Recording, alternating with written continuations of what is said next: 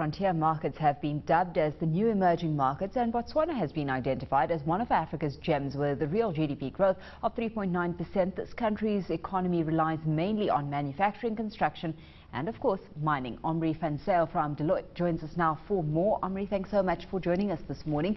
Let's get straight into conversation here, because when it comes to Botswana, big emphasis being placed on diversifying this economy, the need to diversify this economy in order to sustain the kind of growth levels we've gotten used to out of it. Where exactly are we looking at when it comes to untapped potential? Approximately 75% of the country's GDP consists of mining. And the President and the Cabinet has taken a decision to diversify the economy away from mining.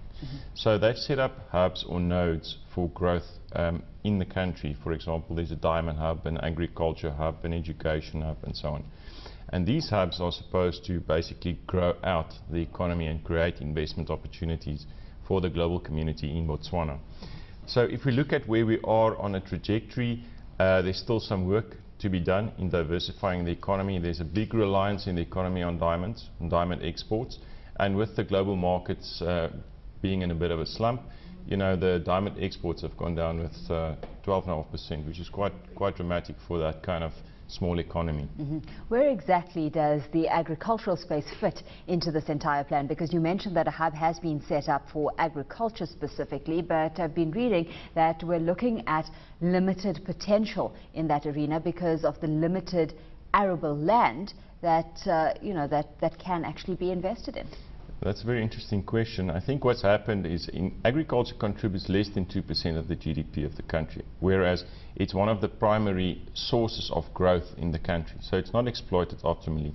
So what the government is doing is they are going to channel some water from the Kasane area down towards the Panamatenga area and create a big irrigation agricultural zone that will fuel a lot of the inward needs of the country as well as the export needs that the country could adhere to in order to drive the GDP growth in that sector and create jobs and so on. So we're seeing a shift from government side, because in early 1990 I came across comments. The government actually changed its official agricultural policy to emphasize the production of only those foodstuffs which can be raised economically. So, you know, what kind of shift have we seen in that regard when it comes to government policy? I think there's been a more of a dynamic view as to growing the economy and diversifying it.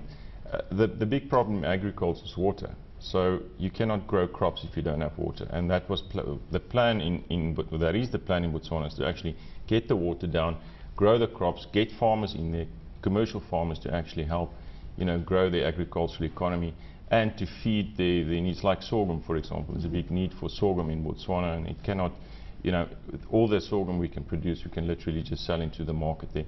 So there's an opportunity, and there's things that are happening right now that will really help with that diversification drive in agriculture. You've highlighted that water supply is one of the problems. What about skills base and access to that kind of resource to actually get this sector up and going sustainably?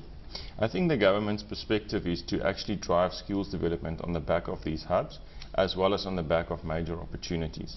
So in agriculture, for example, there would be a big skills development drive on the back of a big agricultural development, because that would bring in money and additional skills to actually grow the economy.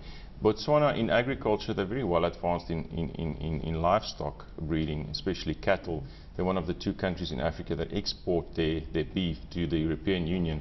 So the country, and as a traditional cultural dimension, the country has a very strong emphasis on cattle breeding. And it's something that comes quite natural to them. So we would look at more technical breeding or more technical crops to actually diversify the agricultural space. Is the country meeting its full export potential? Because, of course, Botswana is a landlocked country, and getting product to ports has got to be one of the challenges that the country faces, especially where there's a strong reliance on infrastructure and port capacity. Yes. So if you look at the country and what it has, it's got very strong mineral resources in terms of time. It also has coal, large amounts of coal that it wants to export. So if we look at where it is right now, it's not meeting all its export potential, but it's in the process of putting mechanisms in place to actually meet that and to fast track that the export potential that it has. Is government putting enough incentive on the table for investors to invest in the economy? That's also a good question, and I think there are. There's a lot of benefits to investing in Botswana. I mean, the two countries that guys are looking at right now for investing or setting up companies would be Botswana and Mauritius. So Botswana, has very friendly exchange controls, good tax regimes. There are very good incentives for people to set up companies there.